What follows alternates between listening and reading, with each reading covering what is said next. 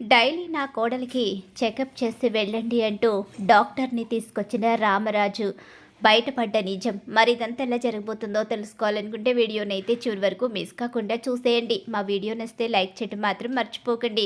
ఇక వల్లి అయితే మాత్రం తను నిజంగానే కడుపుతో ఉన్నానని వాళ్ళతో ఒక ఆట ఆడుకోవాలని చెప్పి ప్రేమను, నర్మదను, అలాగే వేదవతిని ముగ్గురిని కూడా ఇక ఒక ఆట ఆడుకుంటూ ఉంటుంది. అక్కడ రామరాజుతో తను పని చేస్తున్నట్టుగా నటించి వాళ్ళ ముగ్గురికి రామరాజు వార్నింగ్ ఇవ్వడం, వల్లికి ఒక బెల్ ఇవ్వడం, ఆ బెల్ నొక్కితే వాళ్ళు వచ్చి నీ కోసం పని చేస్తారని చెప్పడంతో మరొకసారి పిలుస్తూ వాళ్ళని చాలా ఇబ్బంది పెడుతూ ఉంటుంది. ఎంత ఇబ్బంది పెట్టినా వేదవతి అయితే అంటూ ఉంటుంది, తను కడుపుతో ఉంది కదా, ఇప్పుడు మనం పంతానికి వెళ్ళడం కరెక్ట్ కాదు, అందుకనే సర్దుకుందాంలే అని చెప్పేసి వేదవతి చెప్తుంది. అలా చెప్పడంతో ఇక దానికి ప్రేమ, నర్మద కూడా ఒప్పుకుంటారు. రామరాజు అయితే నా కోడలికి మాత్రం ఎలాంటి నష్టం రాకూడదు, నా కోడలు అసలు కాలు కింద పెట్టడానికి లేదు, అలా మీరు ముగ్గురు కూడా చూసుకోవాలి, ఎక్కడ చిన్న లోపం వచ్చినా ఊరుకోను అని చెప్పేసి అంటూ ఉంటాడు. అవునవును, ఈ ప్రపంచంలో మీ పెద్ద కోడలు ఒక్కతే ఇక బిడ్డను కంటుంది, మేము కన్నామా చేశామా ఏంటి, ఇప్పుడు తనకి సేవలు చేయనంటావా ఏంటి, చేస్తాం, చేయనని ఎందుకంటాం అని చెప్పేసి వేదవతి అంటూ ఉంటుంది. ఇక అలా పెద్ద కోడల్ని ప్రేమగానే చూస్తూ ఉంటుంది. ఇక ఇక్కడ చూస్తే ఎట్టి పరిస్థితిలోని కూడా నిజం బయటపడకూడదు, నిజం బయటపడే పరిస్థితి వచ్చింది అంటే అమ్మడు అక్కడ ఏ పరిస్థితులను ఎదుర్కొంటుందో ఊహించుకోలేం కూడా అని చెప్పేసి భాగ్యమైతే అనుకుంటూ ఉంటుంది. ఏవండి ఆవిడ గారు, ఏంటండి ఇదంతా, ఇక్కడ మనమైతే బాగానే ఉన్నాం, అక్కడ అమ్మడు కడుపుతో ఉందని అందరినీ నమ్మించారు, అమ్మడు కడుపుతో లేదని ఆ రామరాజు గారికి తెలిస్తే పరిస్థితి ఏంటో నాకైతే అర్థం కావడం లేదు.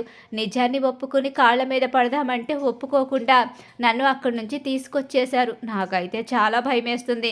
నీకు ముందే చెప్పాను, నువ్వు ఈ విషయం గురించి పట్టించుకోవద్దని, నేను చూస్తానని చెప్పాను కదా, నీదేముంది, నువ్వు బాగానే ఉంటావు, అందరూ నన్నే కదా ఆడుకుంటారు, నా చెంపలే వాయించి నా గుండె పగలగొడతారు, ఇవన్నీ నిజాలు దాచిపెట్టినందుకు నేనే కదా బలైపోయేది అని చెప్పేసి అంటూ ఉంటాడు ఆనందరావు. ఏంటి, నువ్వే కాదు కదా, నిజాలు తెలిసిన తర్వాత నీకన్నా ఎక్కువ చెంపదెబ్బలు తిన్నది నేనే కదా, నువ్వైతే మాత్రం అయినా ఎందుకు ఇప్పటి వరకు మోసపోయామని వాళ్ళు తెలుసుకున్నారు, వల్లి అలాగే మనము ఎన్ని మోసాలు చేశామో తెలుసుకున్నారు, ఇంక ఇప్పుడు కూడా ఇంత పెద్ద మోసం చేసి అమ్మడి కాపురాన్ని నిలబెట్టాలని నువ్వు చేసిన ప్రయత్నంలో అసలు న్యాయం లేదు, నాకైతే అస్సలు నచ్చలేదు, నీకు నచ్చేదేంటి, నేను చేసింది నువ్వు చూస్తూ ఉండంతే అని చెప్పేసి అంటూ ఉంటుంది భాగ్యమైతే. ఏమో ఏ సమయంలో ఏం జరగబోతుందో నాకైతే భయంగానే ఉంది, అమ్మడు బ్యాగ్ పట్టుకుని ఇంటికి వచ్చేస్తున్నట్టుగానే నా ఊహ అయితే అనిపిస్తుంది అని చెప్పేసి ఆనందరావు అయితే అంటూ ఉంటాడు. అలా ఆనందరావు తెగ భయపడిపోతూ ఉంటాడు ఈ విషయంలో మాత్రం.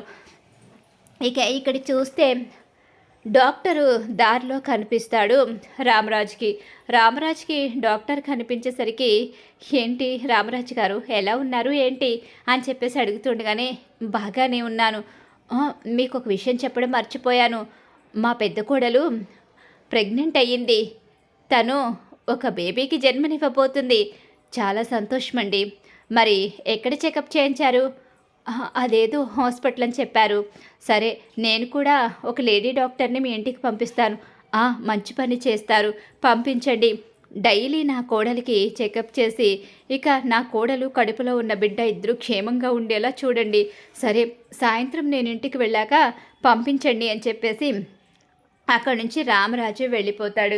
ఇక్కడ మాత్రం తను నిజంగానే కడుపుతో ఉన్నాననుకుని తెగ వెర్రవీగుతూ ఉంటుంది. ఇక వాళ్ళని మాత్రం రాచి రంపాలు పెడుతూనే ఉంటుంది. ఇదంతా భరిస్తూనే ఉంటారు ప్రేమ, నర్మద ఇద్దరు కూడా. ధీరజ్ విషయంలో ప్రేమ అయితే మాత్రం ఎలాగైనా సరే ఆ డబ్బు తీసుకొచ్చి ధీరజ్ చేత ట్రావెల్స్ పెట్టించాలని నిర్ణయించుకుంటుంది.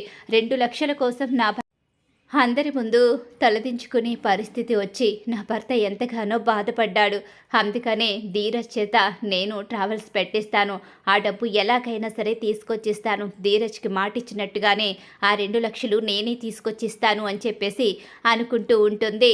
ఇక అలా ఆలోచిస్తూ ఉంటుంది ప్రేమ అయితే. ఈలోగానే డాక్టర్ అయితే వస్తుంది అక్కడికి. రామరాజు గారు అంటూ డాక్టర్ పిలుస్తూ ఉంటుంది. ఈలోగా అందరూ కూడా అక్కడికి వస్తారు. ఎవరండి? నేను. రామరాజు గారు రమ్మని చెప్పారంట. నన్ను మా డాక్టర్ గారు పంపించారు. ఏవండి అని చెప్పి పిలిచేసరికి, రండి రండి, నేనే మిమ్మల్ని రమ్మని చెప్పమన్నాను. ఇదిగోండి నా పెద్ద కోడలు వల్లి. తను ప్రెగ్నెంట్ అయ్యింది. తనని డైలీ మీరు చెక్ చేస్తూ ఉండాలి. నా పెద్ద కోడలు కడుపులో బిడ్డ. ఇద్దరు కూడా క్షేమంగా ఉండాలి. డైలీ మీరు తనని చూసి వెళుతూ ఉండండి. తనకి ఏం పెట్టాలో ఏం పెట్టకూడదో ఇవన్నీ కూడా మా వాళ్ళతో చెప్తూ ఉండండి. మా కోడల్ని ఒకసారి చెక్ చేసి తన ఆరోగ్యం ఎలా ఉందో, తనకి ఏమైనా మెడిసిన్ ఇవ్వాలో లేకపోతే బలానికి ఇంకేమైనా పెట్టాలో ఒకసారి చూడండి డాక్టర్ అని చెప్పేసి రామరాజు చెప్తూ ఉంటాడు. ఇక అందరూ కూడా అలా నుంచుని చూస్తూ ఉంటారు. వల్లికి కూడా విషయం తెలియదు కాబట్టి లోపల గదిలోకి అయితే వెళుతుంది. డాక్టర్ అయితే చెక్ చేస్తూ ఉంటుంది. డాక్టర్ చెక్ చేస్తూనే డాక్టర్కి అనుమానం వస్తుంది. అనుమానం రావడంతో, నువ్వు నిజంగా ప్రెగ్నెంట్వేనా? అయ్యో, అదేంటి అలా మాట్లాడతారు? నా కడుపులో బిడ్డ ఉంది, డాక్టర్ చెప్పింది కదా, ఎవరు చెప్తా అని చెప్పనేసరికి హాస్పిటల్ పేరు అవన్నీ కూడా చెప్తుంది అని చెప్పి ఇంకొకసారి అలా చూస్తూ ఉంటుంది. సరే బయటికి రామ్మ నువ్వు అని చెప్పేసి బయటికి తీసుకొస్తుంది. ఏంటి డాక్టర్, నా కోడల హెల్త్ అంతా బాగానే ఉంది కదా, కడుపులో బిడ్డ కూడా బాగుంది కదా అని చెప్పేసి అంటూ ఉండిగానే, రామరాజు గారు మీకు ఒక విషయం చెప్పాలి. ఏంటి డాక్టర్, ఏంటా విషయం? ఏం చెప్పాలి? మా మా కోడలికి ఏదైనా ఇబ్బంది ఉందా? కడుపులో బిడ్డకి ఏదైనా ఇబ్బంది ఉందా? చెప్పండి డాక్టర్. అయినా కడుపులో బిడ్డ విషయంలో అప్పుడే ఏం తెలియదు కదా, తను ప్రెగ్నెంట్ అని తెలిసే ఎన్నో రోజులు కాలేదు, ఇప్పుడే ఏం తెలియదు కదా. అవునవును, ఏం తెలియదు కదా డాక్టర్ అని చెప్పేసి అంటూ ఉంటాడు రామరాజు. అలా అంటూ ఉండగానే, తను ప్రెగ్నెంట్ అని మీకు చెప్పింది ఎవరు అని చెప్పంటూ ఉండగానే డాక్టర్ పేరైతే చెప్తారు. ఆమె మీకు అబద్ధం చెప్పింది అనేసరికి ఒక్కసారి అందరూ షాక్ అయిపోయి నిర్ఘాంతులైపోయి ఉండిపోతారు. ఏం మాట్లాడుతున్నారు డాక్టర్? అబద్ధం చెప్పడం ఏంటి? అవునండి రామరాజు గారు, ఎవరో నాకు తెలీదు ఆ డాక్టర్. కాకపోతే ఆమె అయితే మీకు అబద్ధం చెప్పింది, లేకపోతే వీళ్ళే మీకు అబద్ధం చెప్పించారో ఏం జరిగిందో నాకైతే తెలీదు. మీ కోడలైతే కడుపుతో లేదు, మీ కోడలి కడుపులో బిడ్డ లేదు, మీ కోడలు అసలు ప్రెగ్నెంటే కాదు. క్షమించండి రామరాజు గారు, మీరు ఎంతో సంతోషంగా ఉన్న సమయంలో ఇది చెప్పడం కరెక్ట్ కాదేమో, కానీ ఇది దాగే విషయం కాదు. ఏం జరిగిందో మీరే తెలుసుకోండి అని చెప్పేసి అక్కడి నుంచి డాక్టర్ వెళ్ళిపోతుంది.